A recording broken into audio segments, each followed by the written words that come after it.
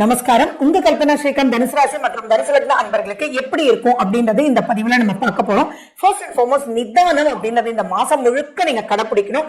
Just go on the flow, எந்த ஒரு விஷயத்திலையும் மாட்டிக்க கூடாது அப்படின்றத உங்களுடைய தாரக மந்திரமா இருக்கணும். இந்த மாசத்துல ரெண்டு முக்கியமான நிகழ்வுகள் நடக்குது. உங்க ராசிநாதன் குரு வக்ரம் பெறார். அந்த வக்ரம் பெறதும் அவ்வளவு சரியில்லை, அவர் இருக்கக்கூடிய 8ஆம் இடம் அந்த அளவுக்கு சரியில்லை. நான் குரு அதிசாரம் தனியா ஒரு பதிவுல கொடுத்திருக்கேன். அதை நீங்க பார்க்கும்போது நிதானம் வேணும்ன்றது கண்டிப்பா நீங்க புரிஞ்சுக்குவீங்க. அடுத்தது மிகப்பெரிய முக்கிய மாற்றம் அப்படின்னா சனி பகவான் இது வரைக்கும் வக்ரம் பெற்றிருந்தார், அது உங்களுக்கு பாசிட்டிவ். ஆனா வக்ர நிவர்த்தி ஆனார், அப்ப உங்களுக்கு அர்த்தாஷ்டம சனி வந்து ஆக்டிவேட் ஆறதும் இந்த மாசம் தான். பட் ஸ்டில் அது நவம்பர் 28ஆம் தேதி வரைக்கும் அவர் வக்ர நிலையில தான் இருக்கார் அப்படின்றது நீங்க புரிஞ்சுக்கணும். அண்ட் மேலும் பாத்தீங்க அப்படின்னா ராகு பகவான் வந்து உங்களுடைய 3ஆம் வீட்டுல உட்கார்ந்துட்டு இருக்கார்.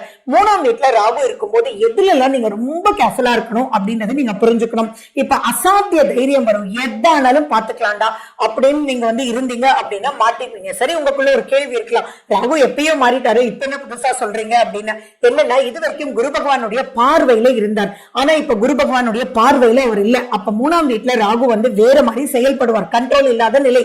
அப்ப கண்ட்ரோல் இல்லாத கேலி கிண்டல் ஏதாவது நீங்க பேசினீங்க அப்படின்னா அது மிகப்பெரிய பிரச்சனைக்குள்ள நீங்க மாட்டிக்குவீங்க. அதே மாதிரி ஏதாவது சூட்சுமத்தினால, ஃபார் எக்ஸாம்பிள் பாத்தீங்கன்னா யாரோ வந்து உங்களுக்கு எப்பயோ ஒரு நெகட்டிவ் பண்ணிருக்காங்க, இப்ப அந்த நெகட்டிவ் பண்ற பர்சனுக்காக யாரோ ஒருத்தர் உங்களுக்கு ஹெல்ப்புக்கு வராங்கன்னு வச்சுக்கோங்க.